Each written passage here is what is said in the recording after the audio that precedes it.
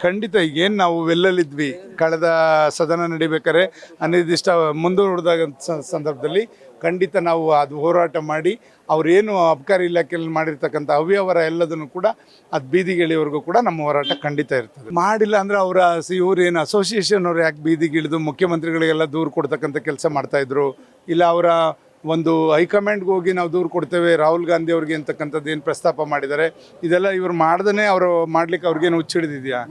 ಹಾಂ ಹೌದು. ಇವತ್ತು ಜನಪ್ರತಿನಿಧಿಗಳ ಮೇಲೆ ಇವತ್ತು ರಕ್ಷಣೆ ಇಲ್ಲ ಅಂತಂದರೆ ಈ ಸರ್ಕಾರದಲ್ಲಿ ಅವ್ರ ಮನೆ ಬೆಂಕಿ ಇಡ್ತಕ್ಕಂಥದ್ದು, ಹೊರಟಿರ್ತಕ್ಕಂಥದ್ದು, ಗುಂಡಾರಿಸ್ತಕ್ಕಂಥದ್ದು, ಮತ್ತು ಕರಿಯಮ್ಮ ಅಂತಕ್ಕಂಥ ಶಾಸಕರ ಮನೆ ಮೇಲೆ ಮರಳು ದಂಧೆಕೋರರು ಹೋಗಿ ಅವ್ರನ್ನ ಧಮಕಿ ಆಗ್ತಕ್ಕಂಥದ್ದು, ಇದೆಲ್ಲ ನೋಡಿದ್ರೆ ಖಂಡಿತ ಇಲ್ಲಿ ಕಾನೂನು ಸುವ್ಯವಸ್ಥೆ ಸರಿಯಾಗಿ ಇಲ್ಲ ನಮ್ಮ ರಾಜ್ಯದಲ್ಲಿ ಅಂತಕ್ಕಂಥದ್ದನ್ನ ಇದು ದುರುಪಯೋಗ ಪಡಿಸ್ಕೋತಾ ಇದ್ದಾರೆ. ಅಧಿಕಾರಿಗಳು ಒಳ್ಳೆಯವರಿದ್ದಾರೆ, ನಮ್ಮಲ್ಲಿ ಇಡೀ ರಾಷ್ಟ್ರದಲ್ಲಿ ಹೆಮ್ಮೆ ಇದೆ, ನಮ್ಮ ಪೊಲೀಸ್ ಅಧಿಕಾರಿಗಳ ಮೇಲೆ ಹೆಮ್ಮೆ ಇದೆ. ಎಲ್ಲ ಯಾವುದೇ ಒಂದು ಇದನ್ನು ತನಿಖೆ ಆಗಲಿ ಶೀಘ್ರವಾಗಿ ಮಾಡ್ತಕ್ಕಂಥ ಕೆಲಸ ನಮ್ಮ ಪೊಲೀಸ್ ಇಲಾಖೆ ಮಾಡುತ್ತೆ. ಆದರೆ ಈ ಸರ್ಕಾರ ಅಲ್ಲಿ ಅವ್ರನ್ನ ದುರುಪಯೋಗ ಪಡಿಸ್ಕೊಂಡು ಸರಿಯಾದ ರೀತಿಯಲ್ಲಿ ಕಾನೂನು ಸುವ್ಯವಸ್ಥೆ ಪಾಲಿಸಲಿಕ್ಕೆ ಬಿಡ್ತಾ ಇಲ್ಲ ಅಂತಕ್ಕಂಥದ್ದು ಈ ಜಗಜ್ಜಾಹೀರಾಗಿದೆ.